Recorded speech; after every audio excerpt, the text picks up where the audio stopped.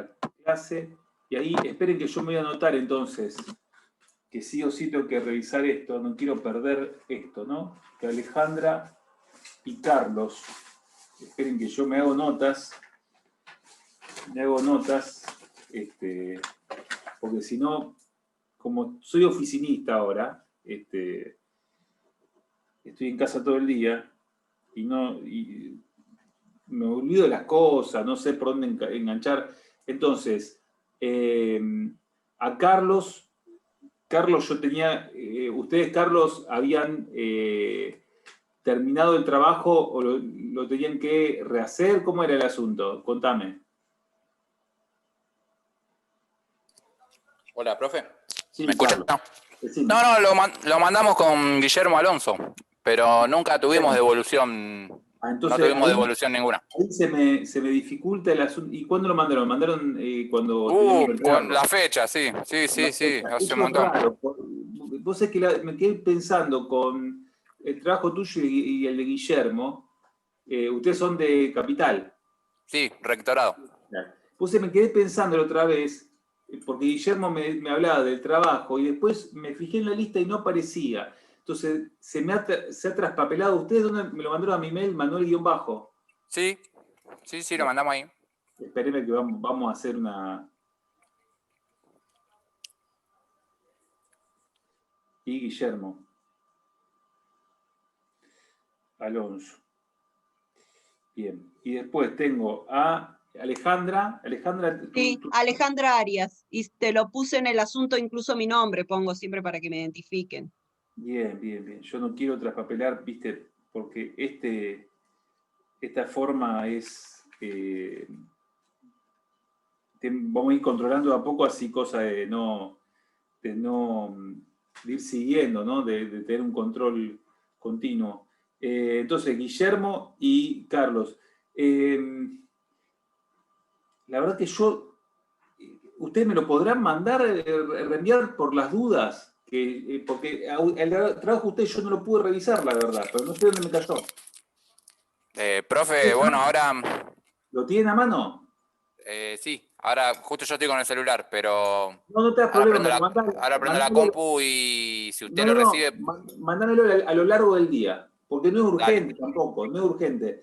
Me resulta raro, se ve que capaz que me cayó el spam, y viste que en el spam está un par de días solamente los mensajes, capaz que, o yo no revisé bien el spam, porque me está pasando eso también, ¿no? O Y el sea, no deseado duran 10 díás. por eso, capaz que ustedes me lo mandaron y yo no revisé a tiempo Y se fue. por ahí pasó, ¿entendés? Porque capaz que por ahí pasó el problema. Claro, Bueno, profe, puede pasar eso, de que uno no revisa el spam por 10 días y se borra antes de que lo veamos. Por ejemplo, en un terciario que tengo, me tienen que entregar el domingo de la semana pasada. Y claro, yo digo, bueno, está por mandar gente digamos, la iba a dejar libre. Y era el domingo a las 6 de la tarde, ponele. Y bueno, de casualidad dije, está el spam también. Y encontré un par de trabajos en el spam. Entonces, esas cosas, digamos, pueden pasar. Así que por favor les pido, si ustedes me hacen la gauchada a lo largo del día de hoy, ¿sí? No es urgente, así que no prenda la compu ni nada que se le parezca, si me pueden mandar este trabajo ustedes, así yo lo puedo revisar, ¿sí? Porque se ve que no he tenido contacto con el mismo, ¿sí? Y después yo les aviso también que a lo largo del día yo voy a subir la consigna final, ¿sí? Que va a ser un trabajo de pensar, reflexionar, de leer obviamente, pero fundamentalmente, digamos, de imaginar, de pensar y de reflexionar, etcétera, ¿sí? Además de leer, obviamente, porque de un trabajo, digamos, que va a intentar integrar, digamos, lo que venimos dando. ¿Estamos?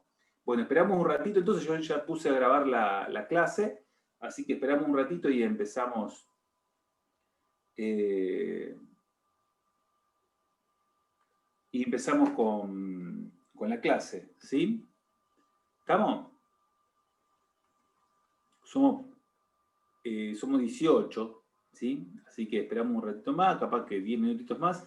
y hacemos una clase, esta clase bien histórica, digamos, ¿no? Una clase bien de tipo histórica porque vamos a hacer un recorrido muy breve y bastante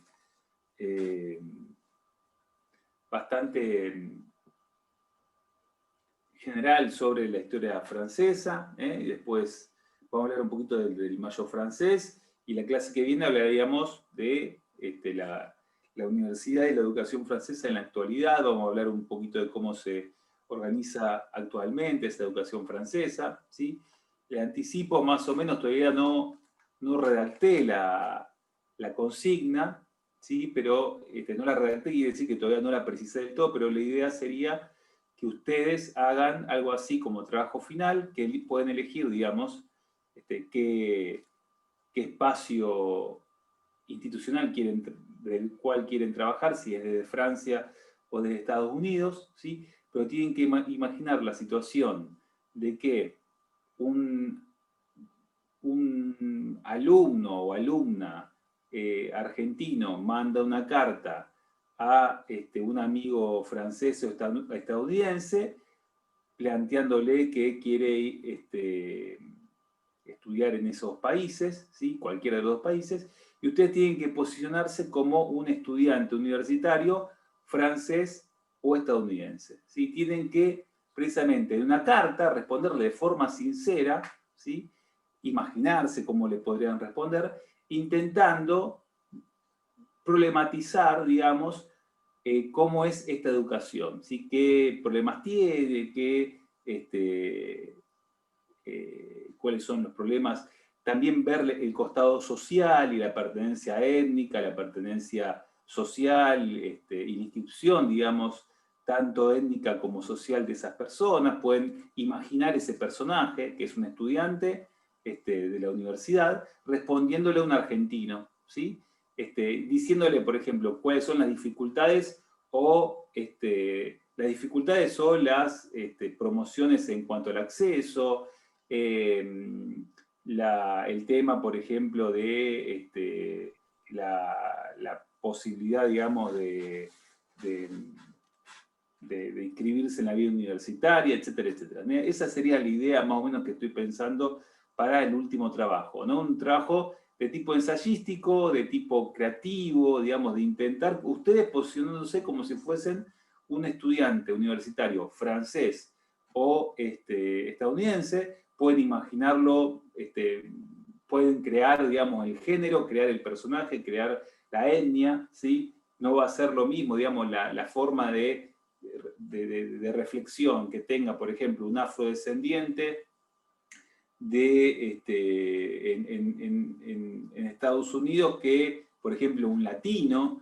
No va a ser lo mismo una mujer que un hombre o cualquier otro tipo de referencia. Eso lo crean ustedes y está completamente abierto para que piensen esto, ¿sí? El asunto es que ustedes, lo que estuvimos dando en las clases, ¿sí? Tanto en Francia como en Estados Unidos, como los textos que estamos planteando para leer, lo puedan problematizar en esta respuesta a carta. ¿Sí? Que vendría a ser algo así como un ensayo imaginario respecto de los problemas, los puntos ciegos y los estímulos que tienen estos modelos universitarios, ¿sí? Pero creando un personaje y poniendo en la voz de este personaje que ustedes tienen que crear las limitaciones, los lados más estimulantes que tiene la educación universitaria en Francia y los modelos educativos en Francia o en Estados Unidos, ¿sí? Esta sería la idea. El asunto es que tengo que meterme a redactar esto, que tiene que tener por lo menos un par de renglones largos respecto de cómo va a ser el trabajo, ¿sí? Pero me interesaba, digamos, que ustedes puedan, a partir de las lecturas, a partir, digamos, de también poder conectarse entre ustedes y hacer un Zoom para ver cómo construyen esto, que estimular este tipo de cosas, más que tener que hacer un trabajo como ya lo hicimos en la primera parte del año. Si no sé qué les parece el modelo. ¿Les parece muy disparatado o puede andar? No quiere decir que no se pongan a leer, ¿sí? Sino que es leer de otra manera, ¿sí? Te consulto, profe. Buenas tardes. Sí, Darío. A ver si lo entiendo o trato de entenderlo, digamos.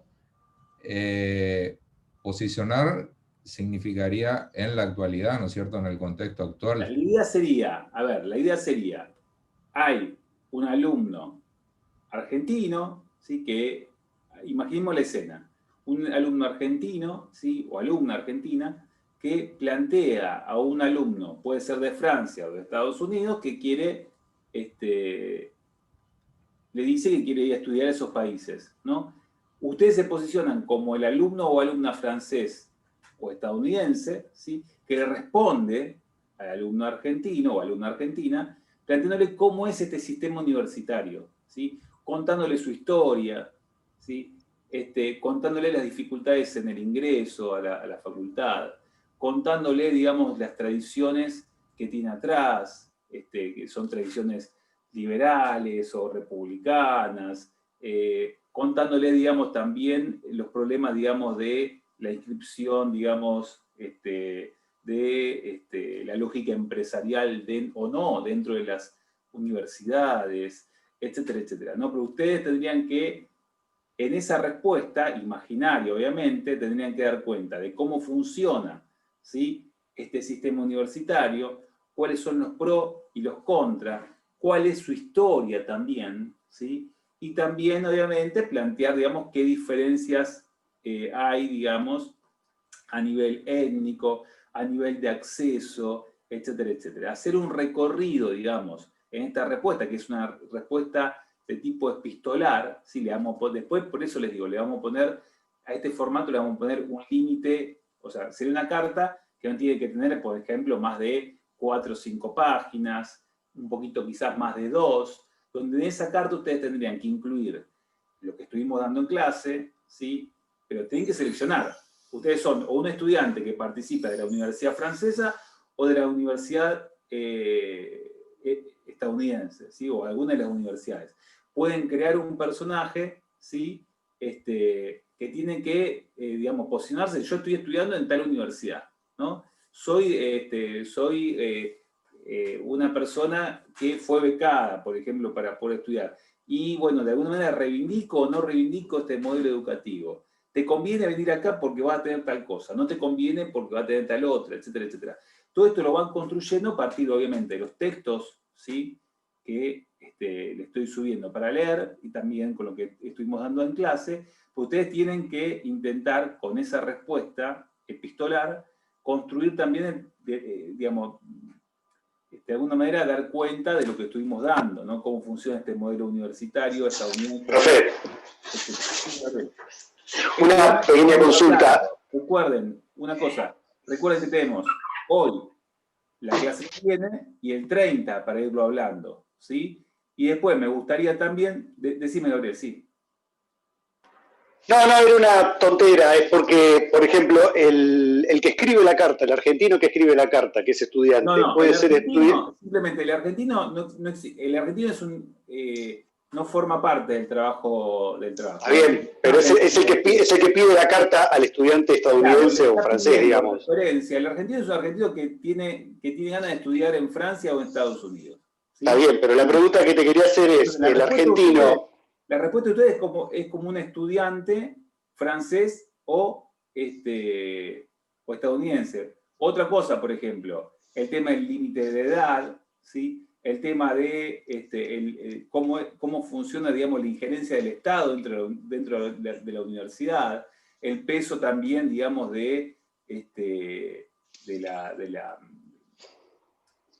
control público sobre lo que se imparte, etcétera, etcétera, ¿sí? Igual quería consultarte otra cosa. El argentino soy yo.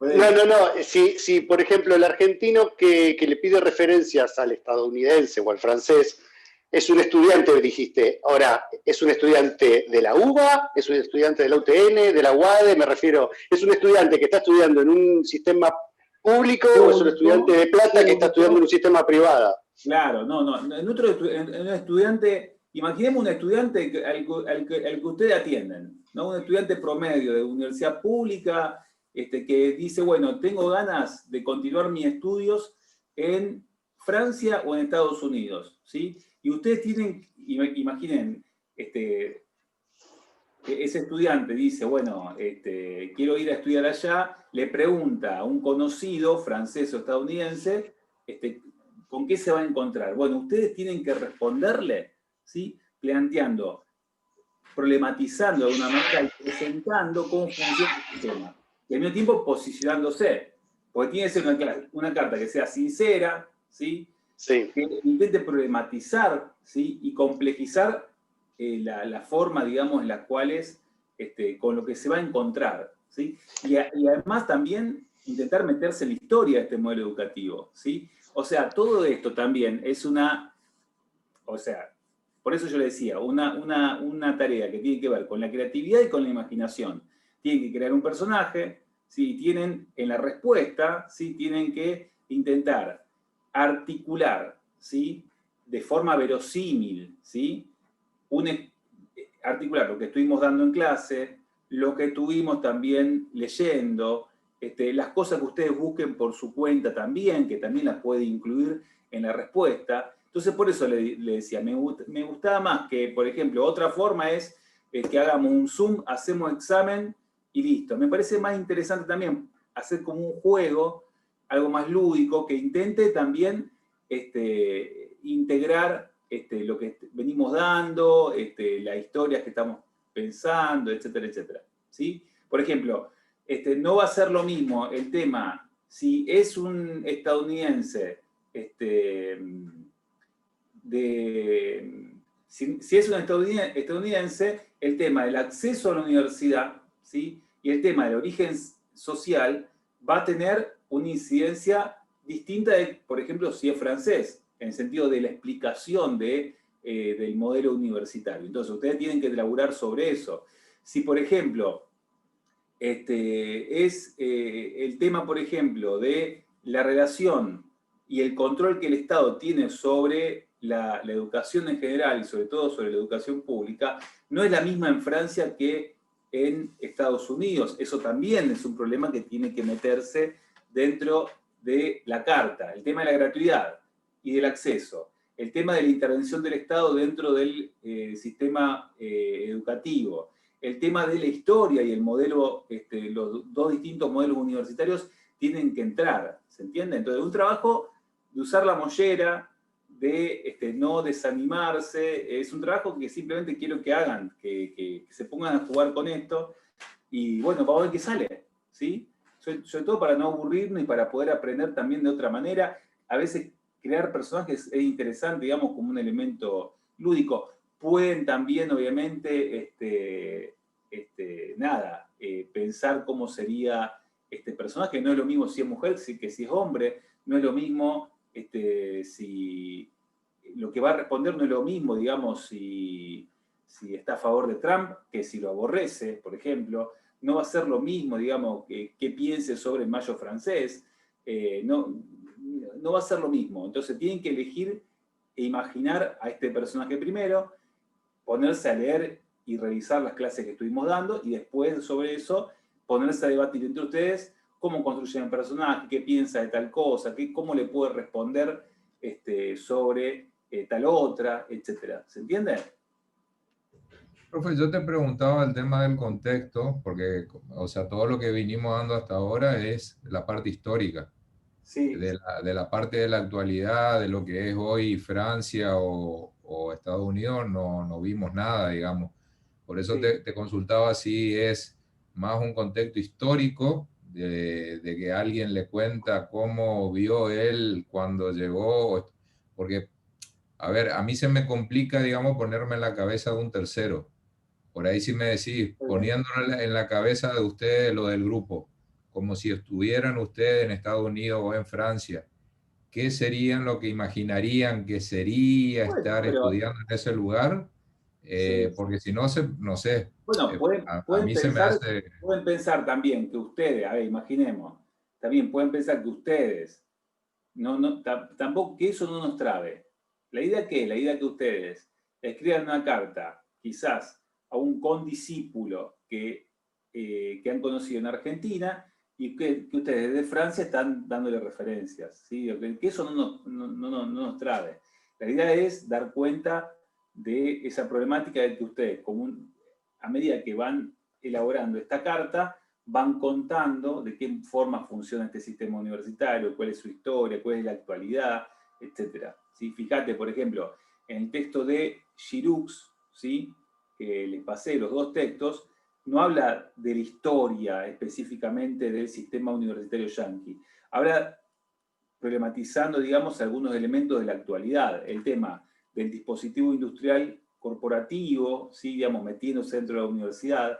Habla del tema de la seguridad nacional como un elemento fundamental que está, de alguna manera, horadando el espíritu crítico dentro de las universidades. Habla de los contratos basura hacia los docentes, que implica que cada vez más los docentes sean, en realidad, trabajadores freelance, digamos, que 4 meses trabajan en una universidad y 4 meses en otra, sin ningún tipo de continuación pedagógica, ni tampoco ninguna inscripción institucional. Habla también del tema de la cantidad de dinero que actualmente los estudiantes deben a nivel nacional. Fíjate que ahí vas a tener un elemento, digamos, de la actualidad, ¿sí? Si querés agregarle algo más, digamos, de la búsqueda de ustedes, tantísimo mejor, ¿sí? Digamos, no quiero para nada que ustedes estén acotados a lo que yo les planteo.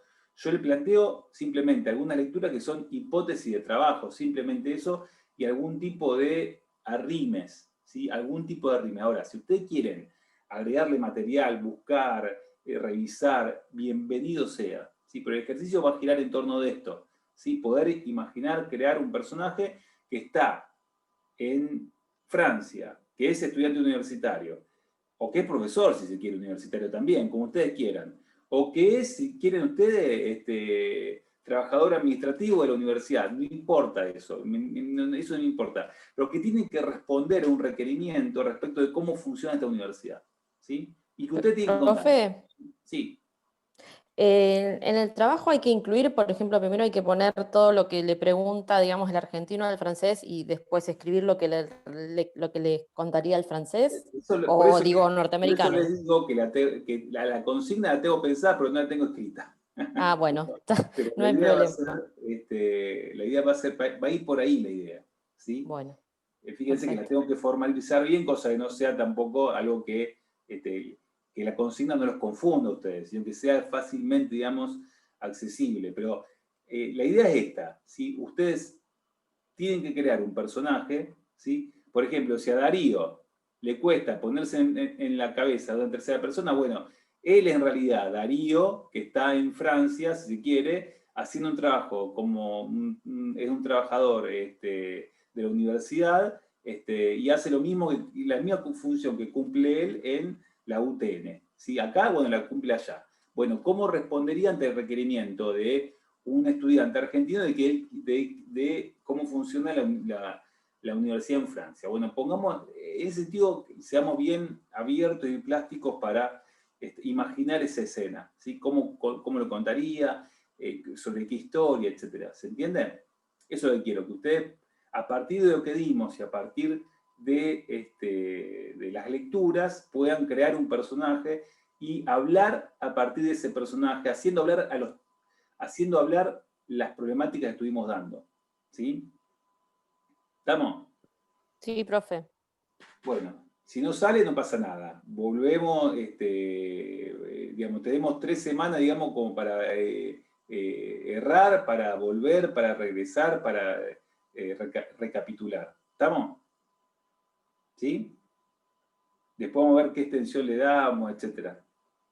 Pero por ahí va a pasar el último trabajo. Vamos a ver qué marcas vamos haciendo para formalizar también este trabajito.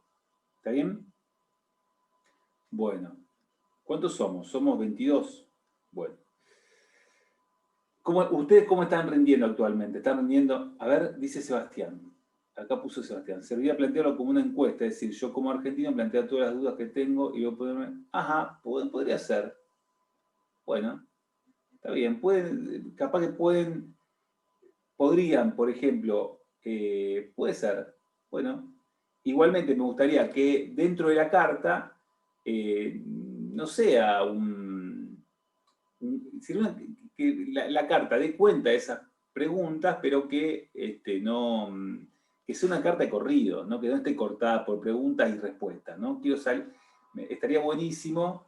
Sí, claro, está bien para ubicar, ¿no? Está bien. Si quieren, yo me pongo en la posición del estudiante argentino, ¿sí? Como decía arriba Laura, ¿sí? Yo, si quieren, soy estudiante argentino, le formulo unas preguntas y ustedes a partir de esas preguntas van elaborando el texto. ¿Sí? Que sería como un ensayo, un texto y al mismo tiempo una aproximación de lo que estuvimos dando. ¿Está bien? Perfecto. Claro, Profe, eso era lo que te preguntaba, profe, de tener una línea hacia dónde íbamos, en qué contexto estábamos parados. Si Dale. vos nos formulás las preguntas, Está es bien. como que tenemos una guía como para ir nosotros armando la respuesta. Pero eso no implica, yo les pregunto algo, ¿sí? Y eso no implica, mi pregunta no implica que ustedes tengan que limitarse a mi pregunta, ¿sí? Digamos, no es, quiero, por eso digo, porque le voy a formular las preguntas, obvio, pero ustedes pueden exceder esas preguntas, pueden ir más allá, las preguntas van a ser simplemente una orientación, ¿estamos? profe, Sí, Alejandra. y también, porque por ejemplo para mí, para hacer una carta, yo tendría presente muchas cosas que pasan acá en Argentina. A mí me ayuda quizás a contrastar lo que pasa acá en Argentina con lo que pasa allá en Francia. Le diría, mirá que acá tenés una beca que apoya la ingeniería, la progresar, allá en Francia se le da apoyo quizás a través de otra, no sé. Pero acordate, Alejandra, que vos sos francesa. Pero yo soy una argentina de corazón, estoy en Sí, Francia pero por tenés que necesidad, pero pensarte llamo como un Argentina. estudiante en Francia. ¿Sí? Tenés que pensarte como estudiante en Francia a partir de lo que estamos Profe, dando. ¿Sí? De eso trata la ficción. Sí. profe, yo lo que, bueno, sí, se entiende que bueno, de Francia o de Estados Unidos nos explicarían siendo alumno, trabajador o profesor con qué nos vamos a encontrar, Claro. cómo sería el día a día, si van a venir por 6 meses, si van a venir por un año, dónde te hospedarías, dónde te manejarías, cómo es el precio de acá, cuánto te va a rendir la plata, si vas a estar becado. A mí me pasó, no con estos dos países, pero con una parte de Sudamérica de una averiguación por un año de un seminario que había. Y bueno, todo eso le pregunté yo. Primero eran preguntas tipo de turista y después después de que pasaban 30 días, había que vivir. Claro. Pero bueno, a lo primero eran vacaciones, así que Claro. más o menos, no sé si es la línea que usted quiere. Sí, está bien, está bien. Acuérdense, digamos, de hacer el eje, obviamente, en el tema del modelo universitario, que, a ver, nosotros estamos haciendo un trabajo simplemente para poder hacer algo más o menos lúdico y crear un personaje, pero va a estar centrado, la carta va a ser centrada respecto de lo que es el modelo educativo y universitario de estos dos países que estamos viendo, ¿sí? Con la idea de darle esta vuelta de tuerca, a ver cómo nos sale también, digamos, son todas cosas, también quizás en otra instancia, en otro tipo de instancia, digamos, donde exista la presencialidad o donde quizás el contacto nuestro fuera más, digamos, ligado a otro tipo de registro, quizás haríamos otro trabajo, ¿sí? Pero me parece que por acá podría llegar a andar. Acá Nicolás.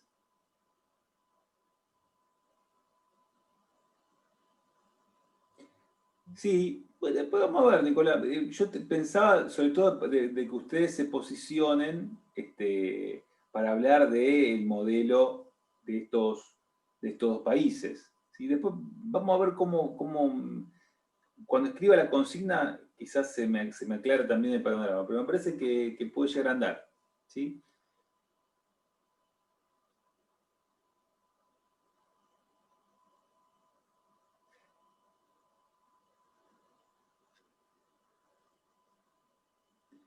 No, a mí ahí si son 4, pueden ser 2 y 2, ¿sí?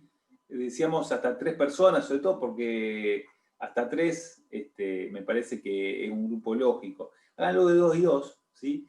Igualmente va a ser divertido. Imaginen esto, va a ser algo divertido, ¿sí? Imaginar un personaje, ponerle nombre, ubicarlo en espacio y tiempo, nada, simplemente que cuente algo de su imaginar una historia, etcétera, etcétera. ¿Sí? Sean creativos, obviamente no olviden lo que estamos dando, no olviden de apoyarse en el registro de las clases, de apoyarse en los textos que estamos también dando, entonces que los textos que estamos dando, que las sugerencias de lectura sirvan de apoyo para meter una problemática en la carta, ¿sí? Digamos, ese registro tiene que estar, porque lo que evalúo también es eso, nada más que la modalidad es distinta, ¿se entiende? Entonces no es que esto es tema composición la vaca y ustedes ponen lo que quieran, no, es simplemente hacer un registro de lo que estamos dando bajo otra modalidad, ¿sí? Hacer como un trabajo más ligado al juego, a la imaginación, a la creatividad, ¿estamos? Así que por ahí pasa el asunto. Bueno, empezamos con Francia entonces, ¿sí? Después yo a la tarde, a la noche me pongo a escribir esto a ver cómo me sale y así después, la semana que viene ya vamos cerrando esto, ustedes ya se ponen a trabajar también sobre este registro y sobre los textos, van eligiendo uno de los espacios que quieran laburar, van buscando material también, sí, que les sirva, digamos, para pensar a su personaje y para construirlo. Y el 30 sería más o menos la fecha de entrega, pensemos los primeros días de diciembre, por ahí. Por ese día 30 vamos a hacer como un cierre, ¿sí? Y vamos a, si quieren, nada, pensar alguna problemática, lo que sea. Pero digo, fundamentalmente el tema de la consigna, no lo piensen como algo estructurado, cerrado, ¿sí? Va a ser algo bien abierto y esta carta es una excusa para que ustedes den cuenta de lo que estamos dando. Es simplemente eso. ¿Estamos?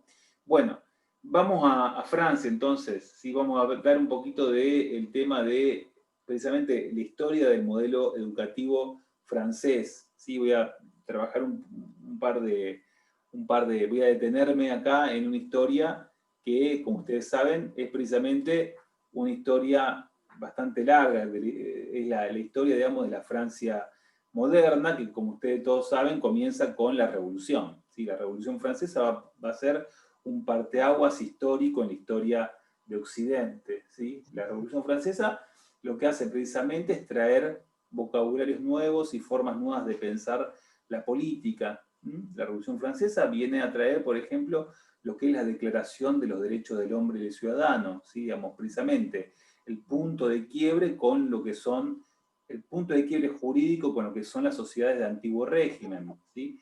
La Declaración de los Derechos del Hombre y del Ciudadano viene a plantear un registro de 3 principios fundamentales para realizar la vida política en las sociedades modernas. ¿Sí? La idea de, por un lado, la igualdad de los ciudadanos, ¿sí? Quiere decir esto que no hay más, digamos, un registro de estamentos, ¿sí? Y de privilegios, digamos, que se ponen por encima, digamos, de la idea igualitaria ligada a la ley, ¿sí? Que debe ser universal para todos, ¿sí? La igualdad como elemento y como rasero, digamos, para pensar las relaciones entre los hombres, en este momento solamente los hombres, las mujeres precisamente, lo que no hace la Revolución Francesa en un principio es plantear los derechos de la mujer, si bien, digamos, hay sectores de los revolucionarios que plantean esta agenda, la idea es que iguales son los hombres nacidos en Francia, ¿sí? Que no debe haber ningún tipo de distinción de nacimiento o de pertenencia religiosa que separe esta idea igualitaria, ¿sí? Por otro lado, la idea de libertad, ¿sí? La idea de libertad en el sentido de libertad religiosa, pero también de libertad de expresión. Fundamentalmente la libertad de poder expresarse en contra del poder de turno, ¿sí? Y por otro lado, la idea de fraternidad, ¿sí? La idea de que al estar en un mismo espacio público, en una misma comunidad cívica, los hombres deben ser hermanos entre sí, debe haber un punto de comunión entre los hombres atados al principio, digamos, de fraternidad, de amistad, de hermandad, etcétera, etcétera, y bajo la idea, digamos, del imperio, de la idea de nación, por encima de los particularismos regionales. Imaginemos que en Francia es la Revolución Francesa la que impone el idioma francés a todo el actual territorio de Francia, ¿sí? Digamos, hay una situación en la cual precisamente la Revolución Francesa empieza a construir instituciones, ¿sí?, que tienden a centralizar el poder político, que tienden a centralizar el poder administrativo y también que imponen un orden a todo el territorio francés. Entre otras cosas, la imposición de un mismo idioma, ¿sí? Ustedes saben, por ejemplo, en Italia, en Francia, en Alemania, digamos, el idioma francés, el idioma italiano son construcciones desde el Estado, ¿sí? En realidad, en todos esos países hay, y en España también, obviamente, hay distintas regiones, distintas naciones, podríamos decir, que tienen distintos idiomas, ¿sí? Pues bien, todo el siglo XIX es el siglo en el cual el Estado, ¿sí?, construye instituciones, ¿sí?, que de alguna manera lo que hacen es unificar y homogeneizar las formas de vida y las formas de comunicación, ¿sí? Entre otras cosas, se impone el idioma, ¿sí? Un tipo de idioma se impone, digamos, como el habla legítima en el resto del territorio del país, ¿sí? Imaginen, simplemente como una cuestión anecdótica, a mediados del siglo XIX, en Italia solamente menos del 10% de la población hablaba el toscano, ¿sí?, que es el idioma, digamos, de la zona de Florencia, que es lo que actualmente llamamos italiano, ¿sí? Es precisamente el Estado el que construye la nacionalidad, sobre todo también imponiendo, por un lado, las instituciones educativas, ¿sí?, imponiendo también la bandera nacional como forma, digamos, de identificación colectiva, pero también el idioma patrio como idioma que sí o sí se tiene que hablar en el país, ¿no? Esta posición la empieza a plantear fuertemente la Revolución Francesa y sus efectos durante fines del siglo XVIII y principios del XIX, ¿sí? En 1791, ¿sí?, 2 años después de la Revolución, ¿sí?, es que hay una primera formulación constitucional, ¿sí? La Revolución en 1789 se hace por 2 cosas. Por un lado, para que los franceses tengan un acta de derechos, es decir, un sistema de reglas, ¿sí?, que de alguna manera protejan a los súbditos sobre el poder arbitrario del rey, ¿sí? Por un lado se pide eso, ¿sí? Y esa acta de derechos, ¿sí?, fundamentales, es lo que se produce con la Declaración de los Derechos del Hombre y del Ciudadano. La segunda cuestión que plantean los revolucionarios en 1789 es que existe una constitución.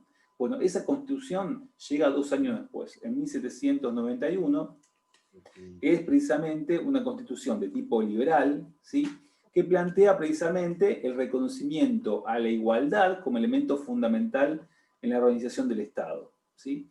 Y también al mismo tiempo, para lo que nos reúne acá, esa constitución también plantea el derecho común a la instrucción básica, ¿sí? Es una constitución que plantea que precisamente el Estado tiene que plantear, ¿sí?, el Estado que está precisamente en formación, este Estado moderno que está en formación, tiene que plantear, tiene el deber, digamos, de instruir al pueblo, ¿sí? Plantea como horizonte esta Constitución la idea de que debe ser el Estado el que instruya al pueblo, el que garantice la existencia de instituciones de instrucción, digamos, que garanticen que el pueblo pueda educarse, alfabetizarse, construir los herramientales básicos para conocer el mundo, etcétera, etcétera, ¿sí? Es decir, es un tipo de constitución que intenta de alguna manera construir ciudadanía a partir de la lucha contra el analfabetismo, ¿sí? Más allá de esto, es interesante ver qué ocurre acá en Francia, ¿no? Por un lado es una constitución que plantea la instrucción del pueblo y la posibilidad que a partir de la instrucción y de la alfabetización se pueda construir ciudadanía, y que plantea la igualdad. Al mismo tiempo, esta Constitución plantea de que aquellos que pueden participar de la vida política son las personas que sean propietarias. ¿Sí? Fíjense este vaivén, ¿no? Se plantea la idea de la igualdad y de la posibilidad de que el Estado a nivel nacional deba construir al pueblo, pero ese pueblo que se reivindica como supuesto sujeto de la soberanía no puede tener derechos políticos si no es propietario. ¿Sí? Es decir, solamente las personas propietarias pueden plantear, pueden votar y pueden representar a personas en las instancias legislativas. Solamente aquellos que tengan propiedades pueden tener derechos políticos, es decir, pueden gobernar o pueden elegir representantes o gobernantes. ¿Sí? Es decir, hay una mirada que conjuga paradójicamente el elitismo propietario con, obviamente no propietario en el sentido de tener una propiedad más o menos bastante acomodada. ¿Sí? Solamente las personas acomodadas, ¿sí?, tienen posibilidad de ejercer cargos públicos o votar. Ahora, las personas que precisamente trabajan como artesanos, como jornaleros, tienen derecho a la igualdad, tienen igualdad ante la ley, pero no pueden ejercer los derechos políticos. En estas situaciones que aparece claramente, digamos, esta paradoja, ¿sí? Una situación donde por un lado se garantiza el elitismo, ¿sí?, pero al mismo tiempo se plantea como horizonte el camino de instituciones educativas que puedan luchar contra el analfabetismo, que puedan construir ciudadanía, que puedan de alguna manera desde el Estado poder, digamos, también al mismo tiempo garantizar la propagación de las instituciones de esta nueva forma de organización de la vida política. Lo interesante del caso francés es que desde un principio hay un proceso de centralización de la enseñanza. Es el Estado, ¿sí?, que surge de la Revolución Francesa el que desde su poder, digamos, debe garantizar el derecho a la enseñanza. ¿Sí? Hay un poder, digamos, mucho más rígido y centralizador del deber del Estado para con la educación. ¿Se acuerdan cuando hablamos de Estados Unidos que en la Constitución yanqui aparece un principio federalista mucho más fuerte, en el cual se plantea que la educación es dejada digamos, el Estado federal se desentiende respecto de las formas de educación, ¿sí?, y deja que cada Estado también garantice que esa educación sea impartida o por distintas congregaciones religiosas o por distintos integrantes de la sociedad civil, ¿sí? Pero el Estado federal, digamos, no se mete con el tema educativo, con los derechos, no reconoce derechos ligados a la educación. Por el contrario, ¿sí?, el modelo francés es un modelo centralizador, es un modelo donde el Estado Nacional tiene directa injerencia en esto que se plantea que es algo prioritario, ¿no? Ahora, sobre todo en el periodo napoleónico se plantea ya, no vamos a hacer una cronología del periodo postrevolucionario que vendría a representar por la figura de Napoleón, digamos, que de alguna manera consolida aquellos principios que la Revolución Francesa viene a traer, pero lo cierto es que es durante el periodo napoleónico en el cual precisamente se consolida esta mirada elitista de la educación, sobre todo desde el punto de vista universitario, ¿sí? Se garantiza, de un lado, que la educación primaria, ¿sí?, va a ser un horizonte para el pueblo raso, ¿sí?, para el pueblo trabajador, para el pueblo, digamos, que no tenga dinero, pero por otro lado se plantea de que debe haber instituciones universitarias que garantice el acceso de las élites a instancias de educación superiores. Fundamentalmente se plantea la idea de que existan colegios preparatorios para la universidad para los hijos de las clases ricas, ¿sí? Y hay dos instancias distintas de formación de estos futuros cuadros universitarios.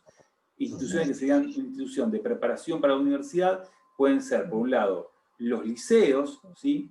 Donde en Francia van fundamentalmente las élites, que están organizados directamente por el Estado Nacional, ¿sí? Liceos de preparación para la universidad, que están directamente garantizados, regulados y controlados por el Estado Nacional, y colegios que son administrados por municipios o por jefes comunales, digamos, que precisamente se espera en colegios formar a futuros miembros de las burocracias de menor jerarquía, ¿sí? Es decir, desde un principio, la época napoleónica piensa, por un lado, la posibilidad de desdoblar digamos, la formación escolar. Por un lado, se garantiza como horizonte la posibilidad de instruir en herramientas básicas al pueblo. Ahora, va a haber también al mismo tiempo una educación secundaria para los sectores privilegiados desde el punto de vista económico, ¿sí? Entonces, fíjense que acá hay un principio igualitario que choca desde el punto de vista real con lo que ocurre en la realidad, ¿sí? Ahí el personaje que es central en la primera parte del siglo XIX en Francia es Guizot, ¿sí? Guizot es un personaje que participa durante toda la vida política francesa de la primera mitad del siglo, va a ser ministro del Interior en varias experiencias monárquicas que empiezan a desplegarse en Francia en la década del 30, pero va a ser un personaje importante, este tal Guizot. ¿Por qué? Porque él va a establecer una ley a mitad de la década del 30, 1830, ¿sí? La ley él la promueve en 1833, ¿sí? La ley que plantea este tal Guizot, ¿sí? Es muy importante, ¿por qué? Porque precisamente es el personaje que crea la fundación de escuelas normales para maestras que deban, maestras o maestros, digamos, que deban alfabetizar, que deban, digamos, llevar la instrucción pública hacia todos lados, ¿sí?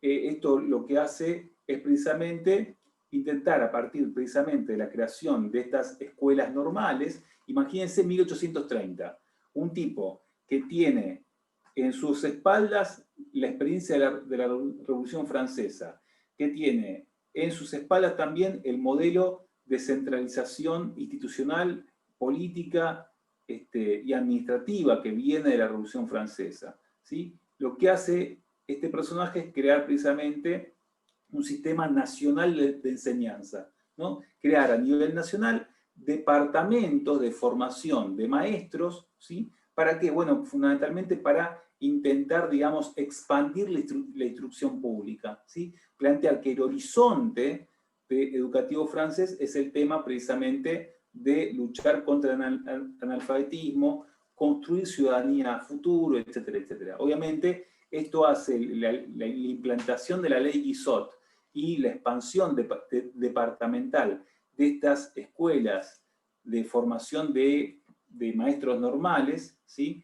Intentar, digamos, atacar, digamos, el tema del analfabetismo desde el lado de la creación de institutos para la formación de maestros, y que esto esté construido bajo el auspicio, la promoción, el financiamiento del Estado-Nación, ¿sí? Va a ser lo que constituya a Francia como un modelo educativo a nivel internacional, ¿no? O sea, para el siglo XIX, casi todos los intelectuales liberales del mundo veían el modelo francés como un modelo que era un ejemplo, ¿no? Este intento de que sea el Estado el que construya, digamos, instituciones de formación de cuadros pedagógicos para, de alguna manera, luchar contra el analfabetismo y ver en el progreso del conocimiento, en el progreso, digamos, también de la transmisión de saberes, la posibilidad de un horizonte cierto, digamos, en la lucha contra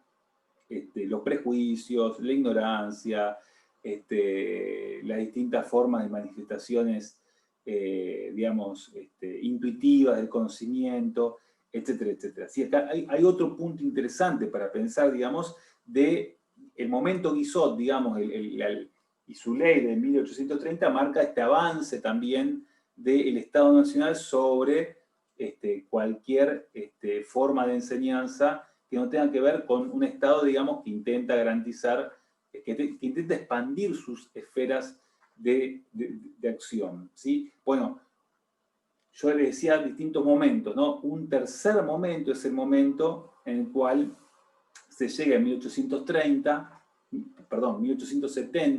a lo que es la Tercera República Francesa, ¿sí? Francia, ustedes saben que tiene todo un siglo XIX repleto de crisis políticas, revoluciones, peleas en las calles, facciones que terminan, digamos, en faccionalismo que terminan en revoluciones, etcétera, etcétera. Sería una historia muy larga plantearle cómo se llega precisamente a esta Tercera República, ¿sí? Lo cierto es que el periodo republicano, propiamente dicho, en la historia de la primera revolución francesa, dura de 1792 a 1799, ¿no? Después, lo que es un golpe de Estado propiciado por Napoleón, ¿sí? Que instaura un imperio, ¿sí? Digamos, Napoleón es un tipo que se corona a sí mismo, ¿sí? Como rey de Francia, ¿no? En 1815, Napoleón, ustedes saben que es derrotado en la batalla de Waterloo y comienza un periodo de restauración monárquica. Los Borbones, que habían sido expulsados del poder, regresan a gobernar Francia. En 1830 hay una nueva revolución, ¿sí? Que lo que hace es expulsar a los Borbones de Francia, ¿sí? Pero quien llega al poder, ¿sí? No es una república, no es, digamos, no se regresa a un poder republicano tal cual había ocurrido a fines del siglo XVIII, sino que hay en 1830 es que sube al poder un monarca, no de la dinastía de los Borbones, sino de la dinastía de los Orleans, ¿sí? Luis Felipe sube al poder, Luis Felipe Orleans, que supone que era un rey más liberal, más aperturista que la posición que tienen los Borbones. En 1848 hay una nueva revolución en Francia, ¿sí? El pueblo, en las barricadas en París, digamos, destruye la legitimidad del rey Luis Felipe y comienza la Segunda República. La primera había sido a fines del siglo XVIII. Comienza la Segunda República, ¿sí? Que instaura por primera vez, ¿sí? El voto universal, ¿sí? De los franceses nacidos o nacionalizados en Francia de más de 18 años pueden votar libremente. ¿Sí? La primera vez, digamos, un caso digamos, muy novedoso en Europa, que por primera vez el pueblo llano puede votar. Casi todos los republicanos plantean de que, bueno, dado que esta revolución de 1848 termina con la monarquía, instaura una república, y estamos por construir un gobierno, la mayoría de los republicanos y los personajes de la izquierda piensan, bueno, claramente vamos a ganar nosotros, ¿no? Las elecciones se piensan para fines de diciembre de 1848, en esa Segunda República recién construida. Pues bien, en el medio cae el sobrino de Napoleón, Luis Bonaparte, ¿sí? Cae, se presenta a elecciones, y no solamente se presenta a elecciones, las gana, ¿sí? Para escándalo de todos los tipos que habían hecho la revolución en febrero del 48. Pues bien, ahí comienza el fin de la Segunda República. ¿Por qué? Porque este tal Luis Bonaparte, que había accedido al poder como presidente mediante elecciones libres en diciembre de 1848, 2 años después, en 1852, da un golpe de Estado, ¿sí? Instaurando, ¿sí? Un nuevo tipo de gobierno monárquico, porque Luis Bonaparte se consagra como rey de Francia, ¿sí? Construye el imperio, nuevamente el imperio francés, ¿sí? Bueno, resulta que en 1870, Luis Bonaparte, el sobrino de Napoleón, ¿sí? Entra en guerra contra el imperio alemán, si pierde la guerra de Sedan, como ustedes saben, entra en guerra con el imperio alemán, pierde la batalla de Sedan, ¿sí? Y a partir de ahí hay una revuelta republicana en contra de Luis Bonaparte, y comienza la Tercera República, ¿sí? Esta Tercera República va a durar entre 1870 y 1940, son 70 años, ¿sí?, de gobierno republicano en Francia. Ustedes saben que en 1940 Francia va a ser invadida por los nazis, ¿sí? Y a partir de ahí, digamos, se termina el gobierno republicano en Francia. Francia es ocupada, lo que hay en el sur de Francia hay un gobierno colaboracionista con los nazis, pero en 1940 termina la Tercera República, ¿no? Lo interesante, para ubicarse, para que ustedes se ubiquen, es que en 1870, ¿sí?, en este momento de instauración de la Tercera República, y después de varios intentos, digamos, de conformación de gobierno republicano y rápidamente restauración monárquica, ¿sí?, es que hay un proceso, digamos, muy claro de intentar avanzar con el tema de la educación gratuita, la educación obligatoria, ¿sí?, y la educación laica, ¿sí? En 1881, en pleno proceso de consolidación de esta Tercera República Francesa y de lucha contra cualquier idea de restauración monárquica, si recuerden que Francia estaba a 10 años solamente con la última experiencia monárquica, ¿sí?, representada por Luis Bonaparte, es que Francia en ese contexto es que reglamenta una ley de enseñanza primaria obligatoria, laica y gratuita, ¿sí?, que va a tener un éxito notable a nivel nacional, ¿sí? Después de 20 años de la instauración de esta ley, Francia casi ha vencido el analfabetismo. Fíjense, en 1881 en Francia, pero en 1884 en Argentina. Fíjense cómo esta cuestión, digamos, de extender las instituciones públicas educativas tiene que ver también con un aroma de época muy claro, ¿no? En el caso de Francia, el personaje que lleva adelante todo este plan es Jules Ferry, ¿sí? Jules Ferry es el ministro de Educación francés que plantea esta ley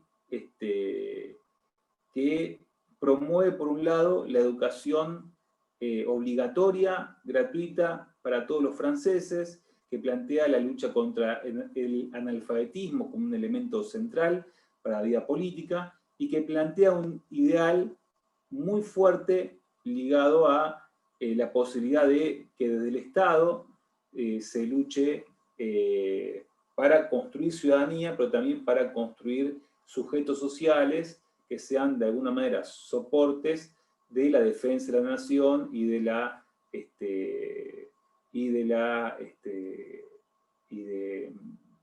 alguna manera yo diría de la absoluta el absoluto destino civilizatorio que Francia debe llevar adelante para con el mundo. O sea, una idea fuertemente nacionalista y fuertemente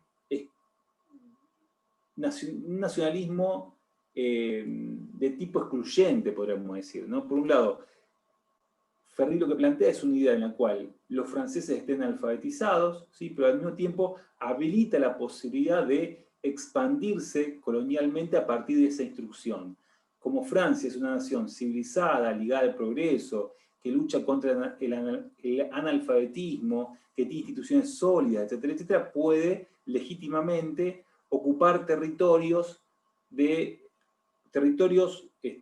ubicados sobre todo en África, que están habitados por personas bárbaras, analfabetas, que en realidad no representan verdaderamente a la civilización, etcétera, etcétera. Entonces este plan, digamos, es por un lado civilizatorio en el sentido de expandir las instituciones educativas, pero al mismo tiempo es un plan profundamente imperialista respecto de otras naciones, ¿no? Va a ser, esta época, la época de la Tercera República, es la que inaugura el periodo de intervención militar de Francia sobre lo que es las costas del Magreb, ¿no? La ocupación de Túnez, de Argelia, también los periodos de colonización de algunas zonas de África, etcétera, etcétera. Así que una visión realmente excluyente y deshumanizadora de todas esas poblaciones colonizadas, ¿sí? Otro tema interesante es el tema de la laicidad, ¿sí? Las leyes que empiezan a plantearse a partir sobre todo de fines del siglo XIX son leyes que intentan excluir a la educación religiosa de los colegios públicos, ¿sí? Se empiezan a plantear, sobre todo a fines del siglo XIX, que solo maestros laicos, es decir, no pueden ser ni curas ni monjas los que den clases en escuelas públicas. Esto es todo un escándalo. Imaginen que el Estado Nacional plantea de que ninguna monja ni tampoco ningún cura pueden dar clases en ningún colegio privado, ¿sí? Es decir, plantea la separación tajante, ¿sí?, entre el funcionario público, digamos, que representa al Estado, ¿sí?, que es laico, de cualquier función religiosa que pueda penetrar dentro de las aulas. Y el avance continúa durante todo el comienzo del siglo XX. ¿Sí? En 1905 se prohíbe que cualquier congregación religiosa pueda tener algún tipo de institución escolar. ¿Sí? Fíjense la diferencia que hay con lo que es el modelo estadounidense educativo, ¿no? Fíjense la diferencia total, ¿no? En el colegio estadounidense, en la educación estadounidense se deja que los estados, ¿sí?, como es una confederación, se deja que los distintos estados organicen las modalidades de transmisión educativa y las formas institucionales en las cuales se dan. Pero también se plantea de que en realidad la educación y la transmisión de saberes es un deber de la sociedad civil, de las congregaciones religiosas o de cada uno de los estados, ¿sí? Deja librado a su suerte ese problema. El Estado francés tiene otro ADN, podríamos decir. Digamos, es el propio Estado el que plantea a principios del siglo XIX el tema de que es el Estado el que niega de que cualquier congregación religiosa puede impartir educación, inclusive. ¿Sí? Un Estado, digamos, que intenta delimitar las esferas de incumbencia. ¿Sí? Cualquier persona puede ir a rezar porque es algo, digamos, de la esfera privada, etcétera, etcétera. Ahora, en los momentos de transmisión de los saberes, el Estado garantiza la laicidad absoluta, ¿sí? Obviamente, esto crea, digamos, claramente discusiones, divisiones. La Iglesia Católica va a romper relaciones con los distintos gobiernos de esta Tercera República. Va a haber un movimiento muy fuerte de las derechas procatólicas en contra, digamos, de esta gesta laica desde el punto de vista pedagógico, y claramente, digamos, este modelo va a avanzar y retroceder durante todo el ciclo posterior, ¿sí? A partir de la década del 20 se plantea fuertemente la idea de que la escolaridad se extienda hasta los 14 años, ¿sí? Sobre todo en contexto de la del ciclo posterior a la Primera Guerra Mundial, se empieza a plantear la posibilidad de extender la obligatoriedad de la enseñanza de los 12 años, como era en el ciclo de la Tercera República, hasta los 14 años. ¿Sí? Y se empieza a plantear la posibilidad que la educación secundaria también sea obligatoria. ¿Sí? En el medio, yo le decía, en 1940 Francia es ocupada por la Alemania nazi, ¿sí? Y el gobierno que sale, el gobierno francés, digamos, que está en el sur de Francia, es un gobierno colaboracionista con los nazis y fundamentalmente procatólico, un gobierno de las ultraderechas francesas, procatólico, que de alguna manera, sobre todo, quiere terminar con la laicidad que venía de la Tercera República. Obviamente, digamos, vuelve la impronta, digamos, de reunir, digamos, las figuras de la nación católica con las figuras de la cruz y de la espada. ¿Sí? Esto, va a haber un mariscal del ejército francés, se llama Pétain, ¿sí? Que va a ser miembro, digamos, de ese gobierno, el dirigente de ese gobierno colaboracionista con los nazis, ¿no? Obviamente, dentro de estas derechas procatólicas que están gobernando en apoyo a los nazis, impugnan fundamentalmente esta mirada laica, no religiosa, en el plano educativo, ¿sí? Después de la guerra comienza un periodo que va a durar hasta la década del 80 de expansión económica, ¿sí? En Europa, en Francia, pero también a nivel europeo, ¿sí? Se llaman los 30 gloriosos, ¿sí? Los 30 gloriosos son un momento de expansión de 1945 a 1975, podríamos decir, ¿no? 30 años de expansión económica a nivel mundial, ¿sí? Imaginemos, expansión del consumo, ¿sí? Expansión de los derechos sociales, ¿sí? Expansión de la producción industrial. También un temor de todos los estados europeos respecto de la amenaza comunista, ¿sí?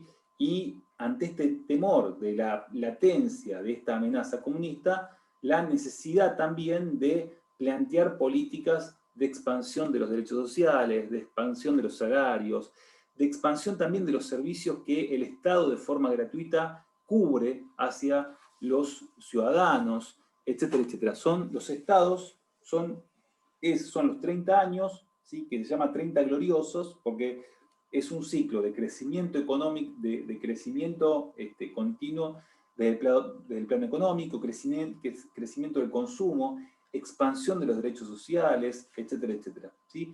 Es el periodo del estado social, ¿sí? Del estado de bienestar, podríamos decir, ¿no?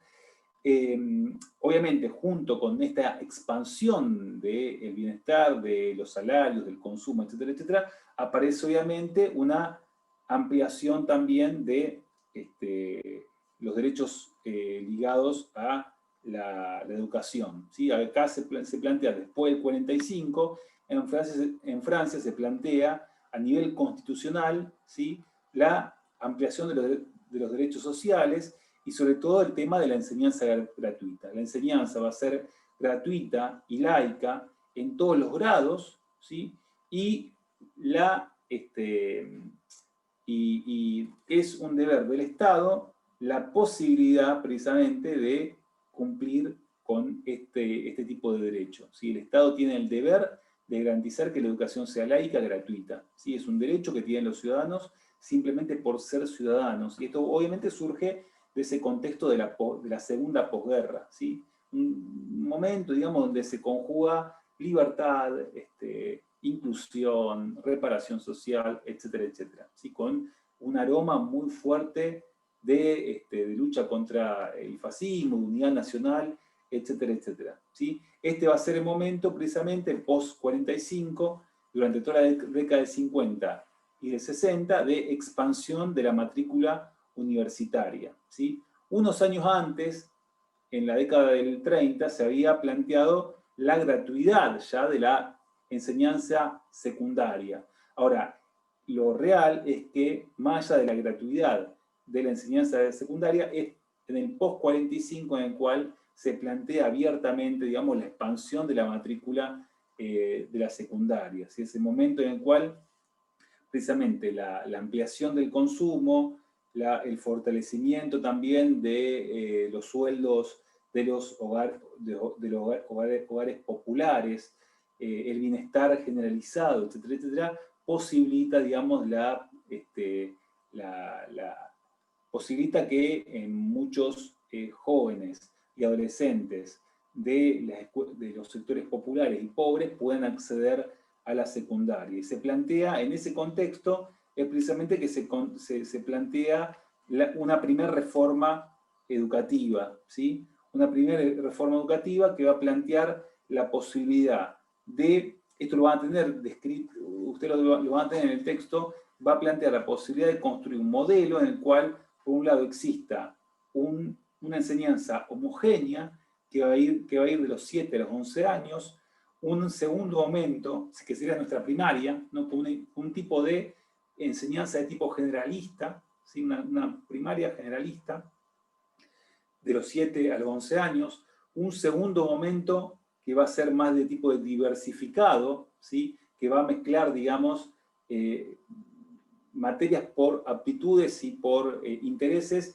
pero también un tipo de educación generalista que va a ir de los 11 hasta los 15, que tendría que ser el segundo ciclo, y un tercer ciclo en la educación de los niños y adolescentes que va a ser algo así como un ciclo de determinación para ver para dónde se orientan los alumnos, ¿sí? Que va a intentar precisamente separar a partir de los 15 años un tipo de educación de tipo práctica, ¿sí? Un tipo de educación de tipo profesional y un tipo de educación de tipo teórica, según las aptitudes, según, digamos, las disposiciones y los intereses de cada uno de los alumnos. La educación también va intentando seleccionar y marcar las distintas aptitudes de cada uno de los alumnos. El asunto es que, precisamente, durante toda la década del 50 y del 60, estas reformas y las propias circunstancias en las cuales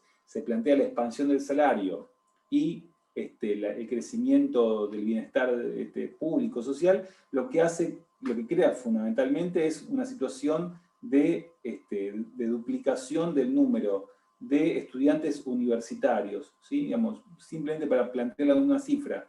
En 1960 había 215.000 estudiantes universitarios franceses. En 1965, 5 años después, había 414.000 alumnos universitarios, es decir, más casi el doble en solamente 5 años.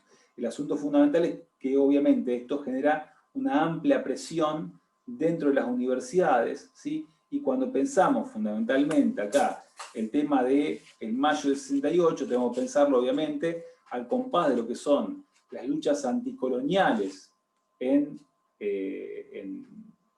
Francia, así como hay estudiantes franceses que ven con suma preocupación lo que está ocurriendo en Argelia en torno a la ocupación francesa que lleva casi un siglo de ese territorio, que están a favor también de las luchas del Vietcong contra los yanquis, etcétera, etcétera, tienen que ver también, obviamente, con una discusión en torno de cómo luchar también muchas veces en contra de las jerarquías que implican tener un discurso especializado, etcétera, etcétera, pero fundamentalmente también otra de las discusiones que se dan en ese mayo del 68 es la idea de las dificultades del acceso a la universidad dada la continua y excesiva demanda que sufre el sistema universitario, ¿sí? Cada vez más la expansión del secundario,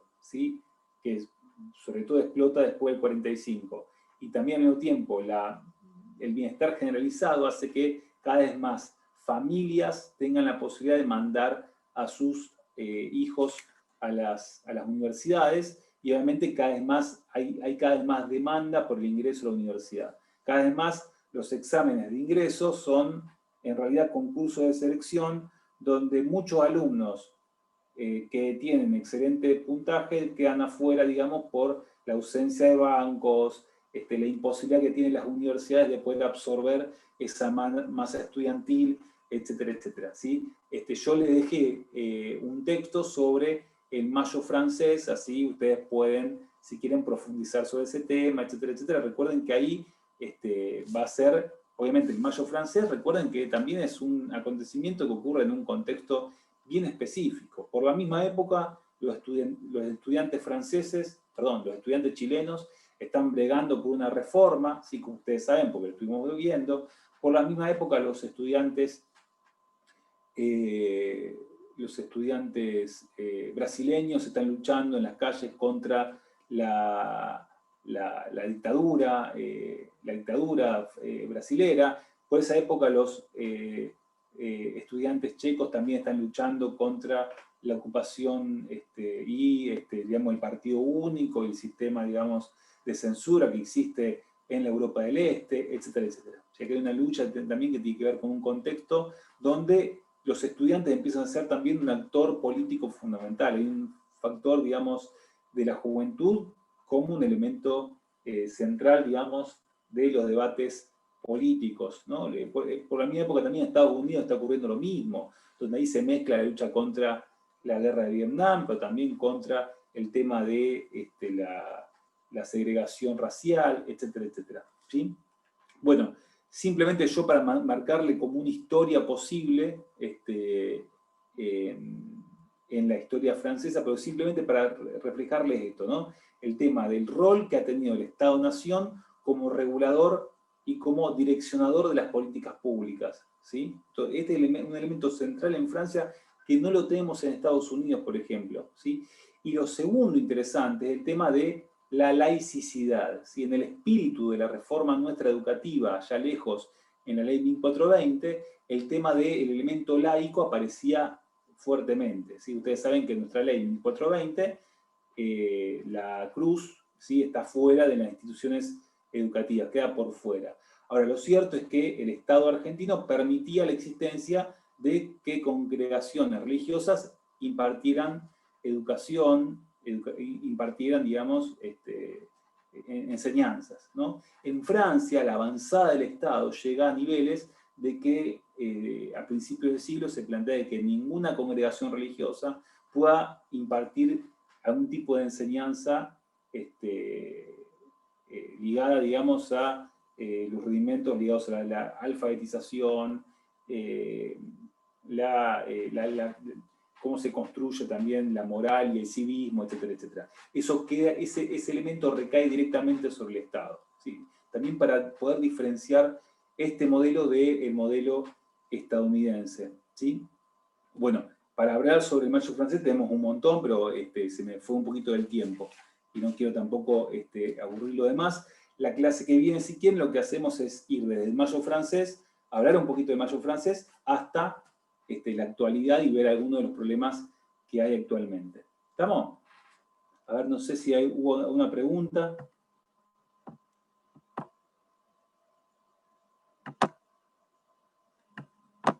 ¿Alguna pregunta sobre esto? ¿Alguno conoce algo sobre el mayo francés? Porque aquí se viene, me gustaría hablar un poquito de eso también. Recuerden, siempre se dice, bueno, los estudiantes que salen a la calle, ¿sí? Para reclamar varias cosas, ¿sí? No hay una sola demanda. Por un lado, el tema del acceso, ¿sí? Hay una presión gigantesca, digamos, porque, obviamente, en el sistema francés es un sistema gratuito. Recordemos esto, garantizado por la Constitución. En sus distintos grados, ¿sí? Digamos, el Estado debe garantizar la posibilidad que los estudiantes puedan estudiar gratuitamente, por un lado. Ahora, eso implica que el tema del acceso del examen de ingreso, ¿sí? Para entrar en las instituciones sea algo mucho más limitante. Ese elemento, ¿sí? Del examen de ingreso como una cuestión limitante para el acceso estalla fundamentalmente a partir, sobre todo, de las presiones y de la expansión de la matrícula del secundario en el 50 y en el 60. ¿Sí? Ese es uno de los problemas y uno de los temas que plantean los estudiantes en ese mayo francés. Segundo tema, bueno, el tema, por ejemplo, de que en las residencias universitarias no se dejan ingresar a personas de otro sexo, ¿sí? Entonces, también esa pacatería, digamos, es que es impugnada por los estudiantes. Imaginemos, mayo del 68, ¿no? Por un lado, una cultura beat, ¿sí? Con el rock y con una idea, digamos, de reivindicación de lo juvenil. Las pastillas anticonceptivas y los Beatles sonando ahí, y Elvis Presley, ¿no? Sonando. Esa pacatería, digamos, de que personas de distintos sexos no podrían encontrarse en las residencias universitarias, nada, también van a ser fuertemente impugnadas por ese mayo francés. También, por ejemplo, el tema de la lucha contra digamos, la participación francesa en los apoyos a Estados Unidos y en Vietnam, pero también la las tradiciones colonialistas francesas, etc. Prohibido prohibir, obviamente, la idea de la imaginación al poder, etc. La idea de profesores que se piensan como que existen en una torre de marfil y que son como seres intocados y que en realidad nadie puede discutírsele lo que dicen, etcétera, etcétera, ¿no? O sea, ese mayo francés va a tener distintas caras, ¿sí? Y también va a ser una huelga general obrera, ¿sí? Donde ahí va a haber un nexo entre obreros y estudiantes enormes, ¿sí? Nuestro mayo de 68 fue nuestro cordobazo, de alguna manera, ¿no? Que viene un año después, ¿sí? Que también ahí hay una confluencia en Córdoba muy fuerte entre sindicatos y estudiantes que precisamente también ingresan a la universidad por un momento también expansivo desde el punto de vista económico, cierto tipo de bienestar social, etcétera, etcétera. Recuerden fundamentalmente los años que van del 63 al 66 son años desde el punto de vista económico muy expansivos, de crecimiento del salario real, etcétera, etcétera, ¿no?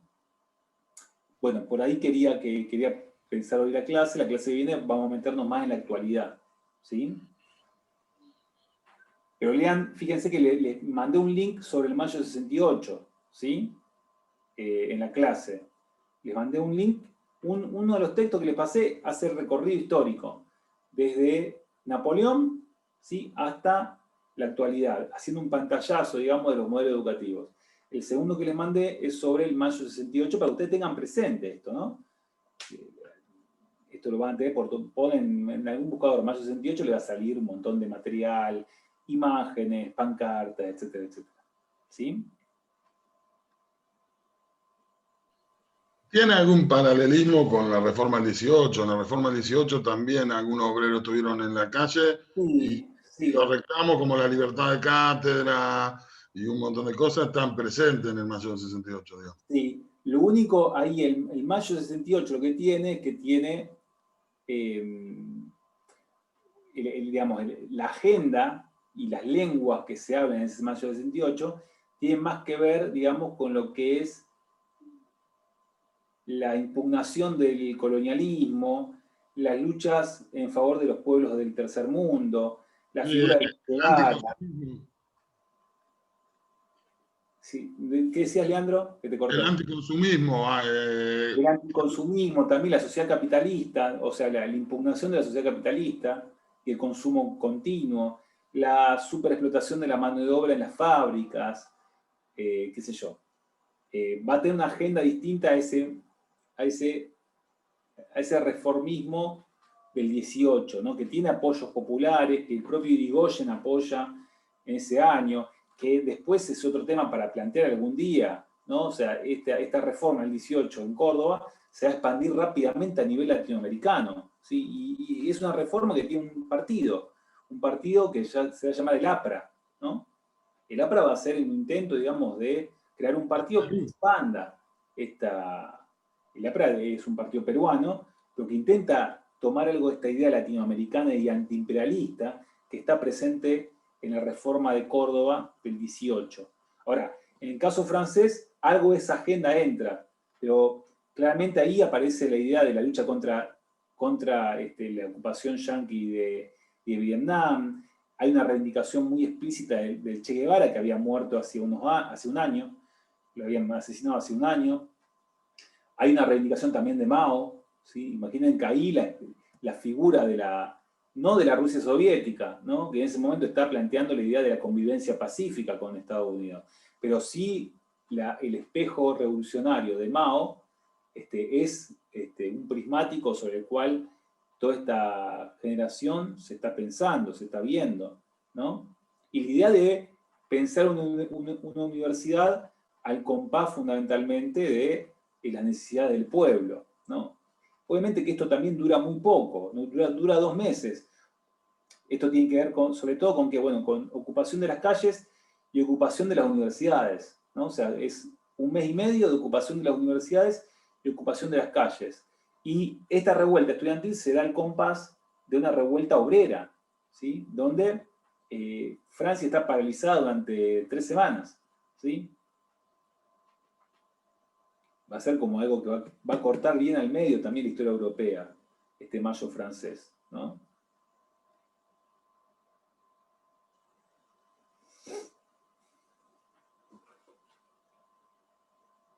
Yo les recomiendo que lean ustedes con tranquilidad todas estas cosas que yo les pasé, o lo pueden también revisar por su cuenta, como quieran ustedes. Seguramente algún registro tienen, o si tienen ganas de revisarlo, de pensarlo, piensen esto, también cómo lo pueden ir traduciendo, lo que leen, lo que van viendo, en el personaje que tienen que crear, ¿sí? ¿Estamos? ¿Prefieren crear un personaje o tienen que rendir de la manera tradicional? Pregunta y respuesta y se acabó. Porque capaz que prefieren la forma tradicional, más aburrida. Yo prefiero el personaje. Bueno. Creatividad. Sí, la verdad no me parece nada mal, qué sé yo, inventar un personaje, estamos inventando algo, capaz que pueda ser más fácil. Algo. ¿Cómo hablaría tal persona? ¿Cómo hablaría? Bueno, pensar eso, ¿cómo hablaría? ¿Qué diría? ¿Qué preocupación tendría? A ver, eso me parece interesante, ¿sí? Bueno, sería cuestión de probar y ver qué es lo que sale Probar, de todo esto. vamos a ver. Esto siempre es algo de probar, ¿sí? Esto es así. Bueno, la clase que viene entonces vamos a meternos más, vamos a hablar un poquito más del modelo universitario propiamente dicho, y vamos a meternos más en el presente, ¿sí? ¿Estamos? Perfecto, profe, ahí te acabamos de enviar de vuelta Dale, el trabajo. Guillermo, muchas gracias. Disculpen, pero se ve que yo no me he fijado en el spam. Yo no me he fijado en el spam y me perdí el laburo de ustedes. No te preocupes, el puntaje vale doble seguramente. Vale, doble, 2, 20. Te pongo 20. Claro, o sea, de 2 me saco un 4. Bueno, muchas gracias y nos vemos. Cuídense mucho. Hasta luego. Chao, hasta luego, muchas gracias. Hasta luego. Chao, profe. Chao, hasta luego. Nos vemos. Cuídense mucho. Nos vemos. Chao, profe, gracias. Hasta luego.